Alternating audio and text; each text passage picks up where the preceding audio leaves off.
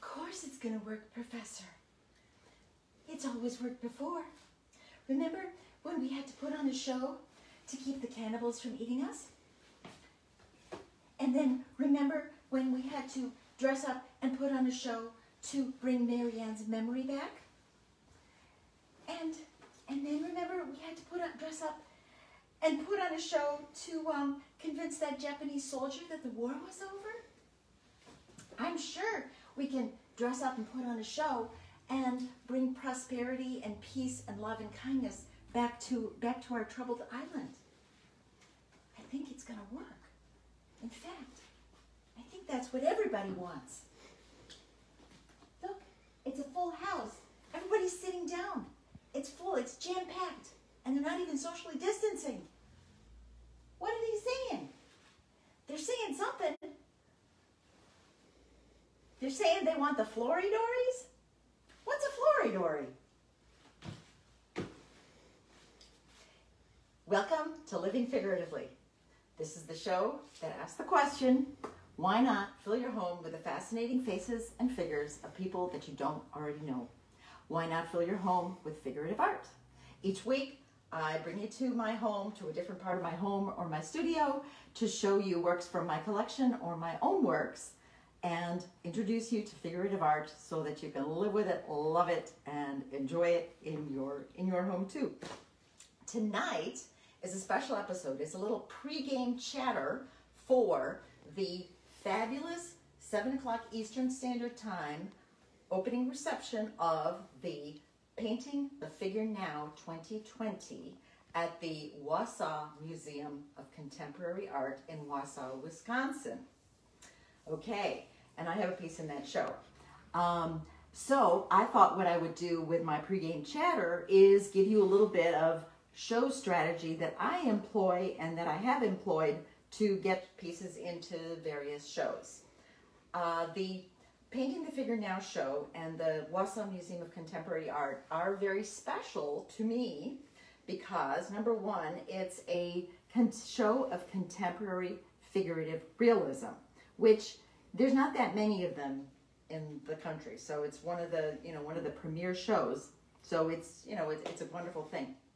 The other thing about it is that the Wausau Museum of Contemporary Art, all the way up in the wilds of Wisconsin, it's a unique museum in that it's a contemporary art museum that focuses on figurative realism.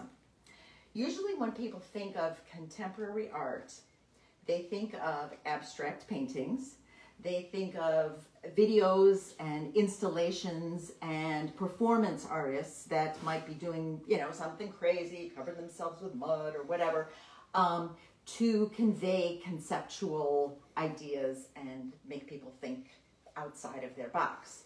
So all these things are actually wonderful. I'm very, very happy that contemporary art like that exists because it really does make people think outside of the creative box that you've been living in. And it introduces new ways to look at stuff, which is always good to expand your mind and, and be introduced to new ideas. My feeling, however, is that the word contemporary really just means being made right now. And if you've been watching this show, you know that, and paying attention all over the world, you know that there is some great figurative art being made right now. And contemporary art museums just don't have it.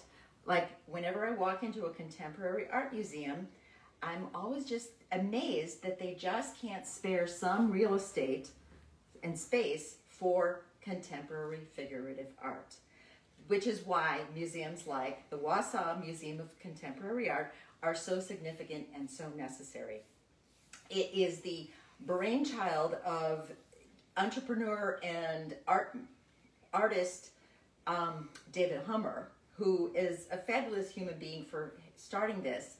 And also, it's fabulous for hosting, hosting this show, the Painting the Figure Now, and they have shows of contemporary figurative realism all year round. It's really unique, and as far as I know, there's no other museum like it in the world, but there probably should be a whole bunch of them all across the United States. the way that the Wausau Museum of Contemporary Art first got onto my radar was via Poets Artists Publications. So Poets Artists is it's a figurative art phenomenon started by Didi Menendez.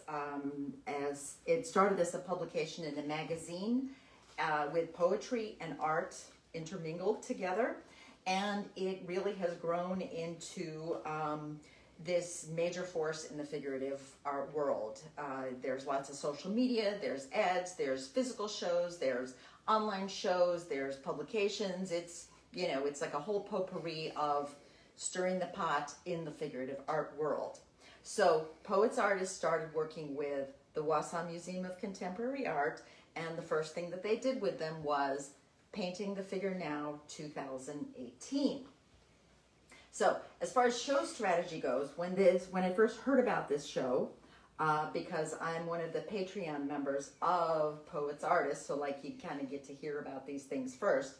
When I first heard about this show, it was a very confusing entry system. It wasn't even clear whether it was going to be a competitive juried show, or whether it was an invitational show, or whether it's curated, or how it was all going to go. So through the entry process, I think I threw like 10 different works at the entry thing, and all of them were rejected. Finally, I was thrilled that they actually found a work that was on my website, an older work, and invited me to submit that piece. So I did, and that piece was the one that got in. And here, I will show it to you.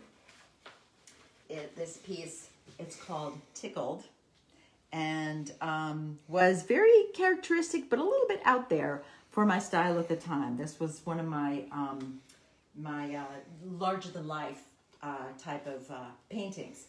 Now, the painting did not get into the physical show at the museum. It only got into the publication, which was beautiful. But I'm going to walk you over and show you why I wasn't too upset that it didn't get into the physical show.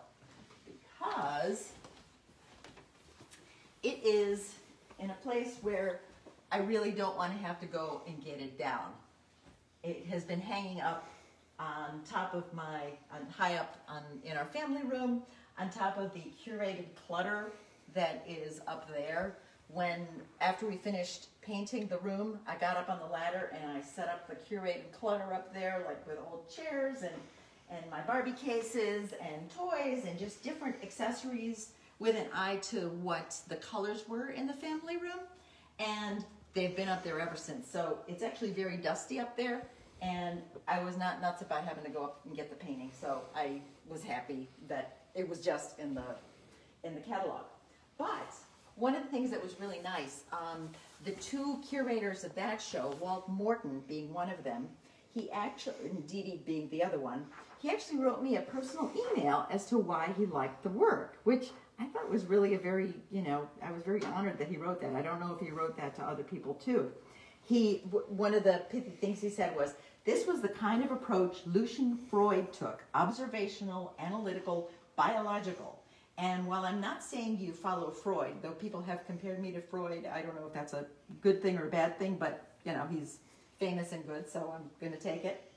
I do think that the willingness to be unflinching in showing the real details of the human condition feels like the strength of this work. So that was nice. And I was very happy that he wrote that to me. So the following year, I was like, yes, this time I'm going to get in and maybe hopefully get into the actual show. So I'm going to walk you over to where that painting is, because I did get a painting in. And here we go. And I'm going to show you. Now this is a painting you've seen before. So the following year, #MeDusa2 got into the show. And I was thrilled. She showed at the museum, and she was actually in the same room as Bo Bartlett, which they had some invited artists. There was like Bo Bartlett and then a Vincent Desiderio, both of whom, I've been admiring for years in that show. And so when I knew that she was accepted to the physical show, I thought, you know what, I'm going to go up and be there for the opening, which I did. I was super surprised and amazed what a wonderful little town Wausau was, Wausau, Wisconsin. Got this adorable little town square. There was cute coffee shops. There was, a festival type thing was going on because it was the summer and, the weather was just gorgeous the whole entire time. And the museum could not have been more beautiful and welcoming. David Hummer was charming as anything, and the 10 other artists, I'm not sure exactly how many it was, but probably 10 of the artists showed up for the opening. They flew to Wausau, Wisconsin, and nobody can fly there directly. Everybody has to change planes, unless you live in Chicago, I guess. But so everybody took great pains to get there for this opening at this one-of-a-kind Wausau Museum of Contemporary Art. So it was wonderful. At the opening, the artists that were there we all got to stand up a little bit and talk just a bit about our work. And so what I said when I talked about my work, and I'm not going to tell you the story because you guys have probably seen it before 16 times, the Medusa story, where I covered it in the pilot episode, and I've also got a blog about it, so you can, research the Medusa story there that I have painted here. But when I got up to talk about it, I said basically that the Medusa painting was from my goddess project, where I view the stories from the mythology of all religions through a contemporary feminist lens. So that was pretty much the gist of what I said. Then afterwards, I had a patron come up to me to ask me a very curious question. Now keep in mind, this Wausau, Wisconsin, it's a very conservative town up there. Very, red. I don't know whether Wisconsin is considered a red state. It's probably like Ohio, where it could go either way. But this is a very conservative town up in Wisconsin. So he asked me whether I paint from a place of anger. And I was like, paint from a place of anger. So before, my knee-jerk reaction was, no, of course not. I paint from a place of love. Like, that was my knee-jerk reaction.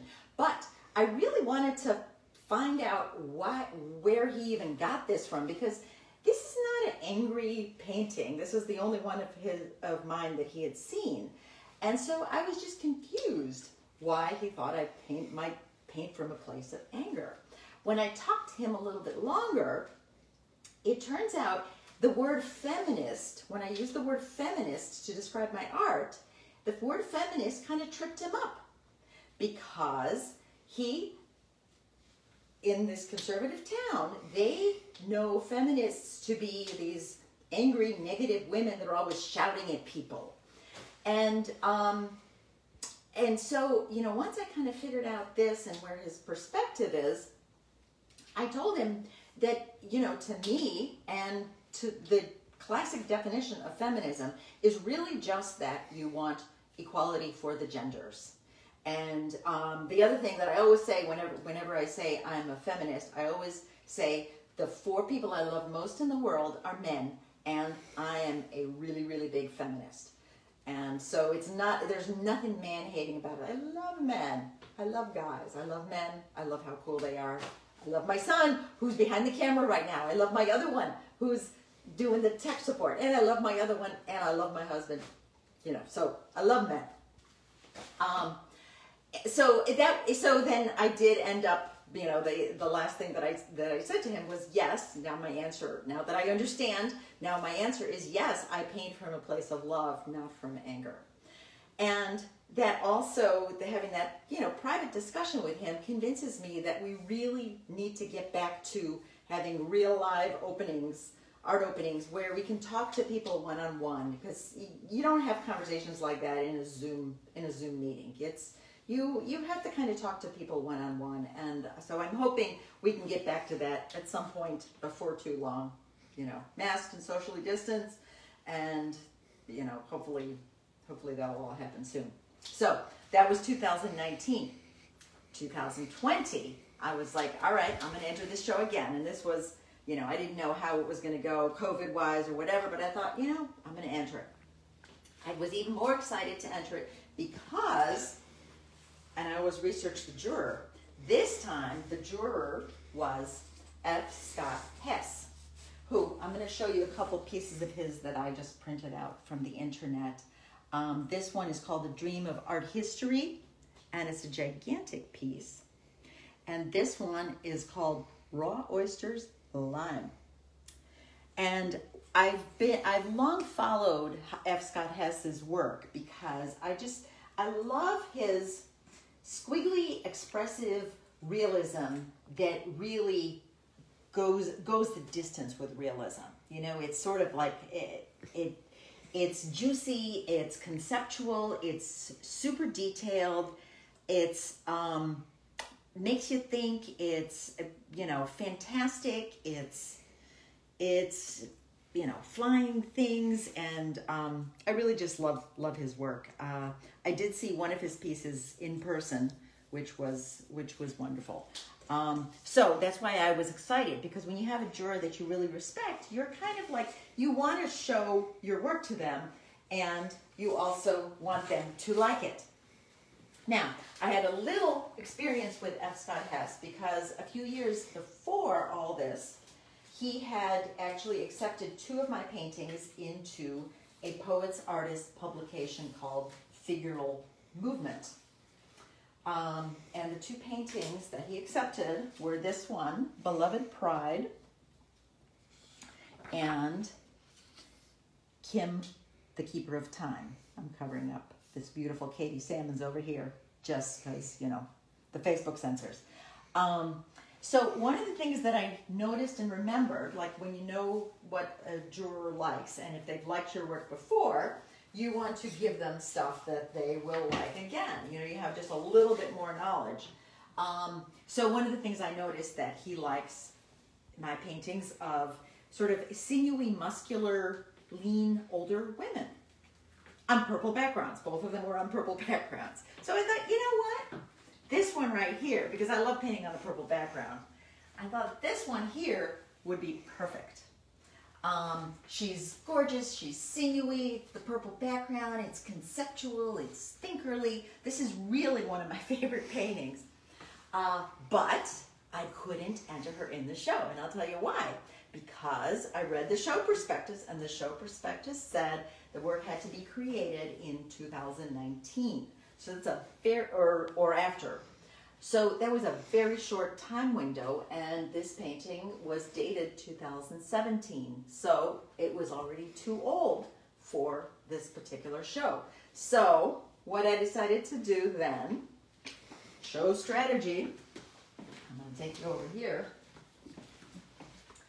What I decided to do was, because this was a conservative town, and because the show was slated to open right before Election Day, like tonight, October 8th, in sort of that election season, I thought I'm going to shake things up a little bit and enter my pro-choice pieces. Because you remember I talked about these a couple weeks ago. So I entered both my pro-choice pieces, thinking that, you know, either they would go, you know, one or the other, or both, would go to the show and shake things up and be there and maybe change one mind in this conservative town. There's an old saying that I love by Caesar Cruz, where he said, art is meant to disturb the comfortable and comfort the disturbed. And so what I wanted to do was to disturb the comfortable and comfort the disturbed with these 2 pro-choice pieces. But I also wanted to get something in the show. And so I hedged my bets a little bit by entering a 3rd piece. And the 3rd piece that I entered was a little more in line with the pieces of mine that he liked before, which is an older woman, purple background. And this one is Lauralee, Balls of Silver, Nerves of Steel. She is part of my Chicks with Balls project, and this painting has actually been very popular. It was juried into the American Women Artists online show, and she was the one that ended up getting accepted to Painting the Figure Now 2020, and she is there right now at the opening. So at 7 o'clock, when we go over and zoom in on the on that opening reception, I'm hoping that they'll do a walkthrough of the gallery, and I'll get to see exactly where she's hanging. because, you know, it's all beautiful. I mean, there's no bad spots in the gallery, but I want to see who she's standing next to, because I would have actually gone to the opening had the opening happened. Maybe I would have gone. I don't know. We'll see. I'm a little bit nervous to fly still. But I'm glad it's by Zoom, and then we can all go to the opening. Now, one of the things that did, these two pieces did not get in, so that left Trust Women, this one right here, free to be submitted to a show, a local show around here, the Artists Archives New Now 2021 show, which is actually going to take place in January. It was originally supposed to take place in the fall, but COVID, blah, blah, blah, blah, blah. Now it's in January. So it left her free, and Trust Women was accepted to that show by juror Kat Sheridan, along with the piece right around the corner. Let's just take a quick look. Along with this one, which you've seen before, Venus, She's Got It. So the two of them are going to the Artist Archives New Now show at the Tri-C Gallery East. Let's go back a little bit. One of the things, you know, like I say, I always research the juror a little bit. Kat Sheridan is the gallery director of the Rife Gallery down in Columbus, Ohio, which is the gallery of the Ohio Arts Council. So the Ohio Arts Council is a phenomenal Ohio organization that gives grants to artists. They have shows. And so she's a juror that I really respect, and I really wanted the attention of. So that's why I'm very thrilled that, you know, two pieces got into the show. The other thing that's kind of nice about it is the Rife Gallery is right across the street from the Ohio State House, where I've been, not recently, but where I was hanging these, my pro-choice messages on their fences, and that's the one that's up there in the Trust Women painting. So, okay, so all of this is a little bit confusing, show strategy-wise, because, you know, okay, it gets rejected from one, so I'm going to do it in another one. What happens if you accidentally submit something to two things at the same time and it gets accepted to both of them? Well, here's what I do to prevent that from happening, because that is not a good thing at all. What I have is my show notebook. So my show notebook, basically, I've been keeping since 2011, when I first started submitting to shows. It's 92 pages long now.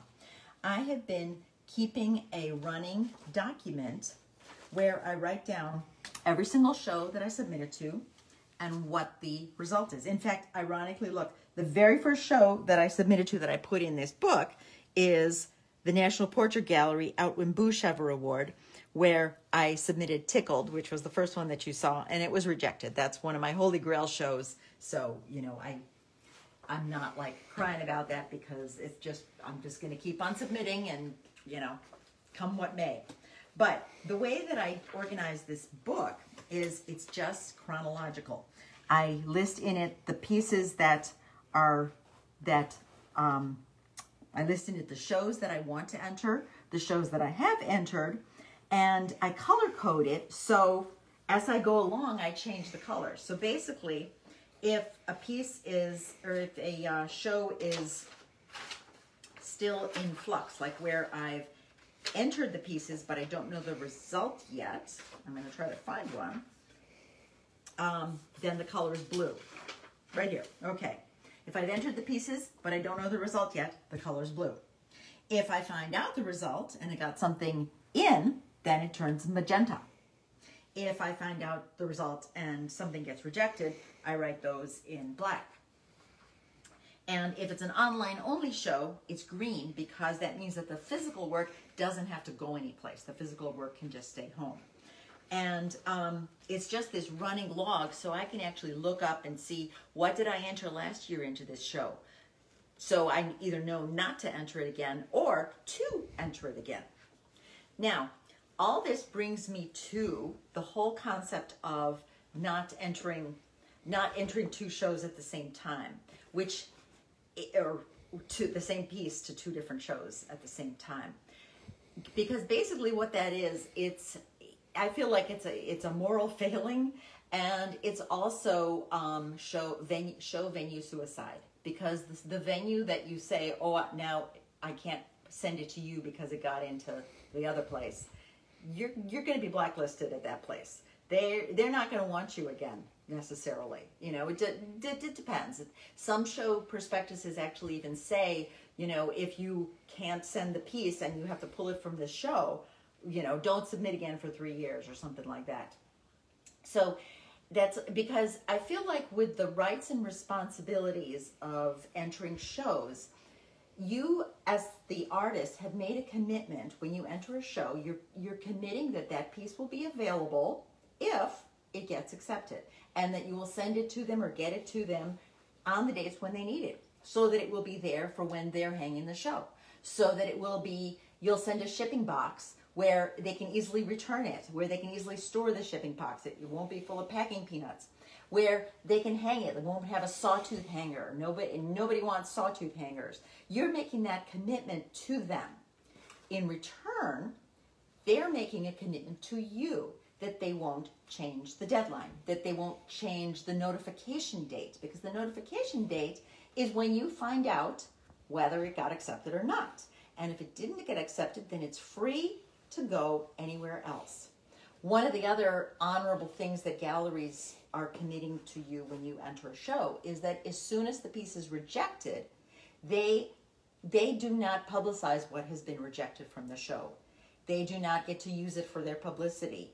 If it's been rejected, they don't have a claim to it anymore. And you as the artist get it all back. And you get to be quiet about it and not tell anybody it was rejected, or you can broadcast it to the world, you know, as a lesson, or it's like, oh, the judges are blind. So there's certain rights and responsibilities and sort of this mutual marriage between the show venue and the artist. And I feel very strongly that you have to honor it, and that the show venue has to honor it.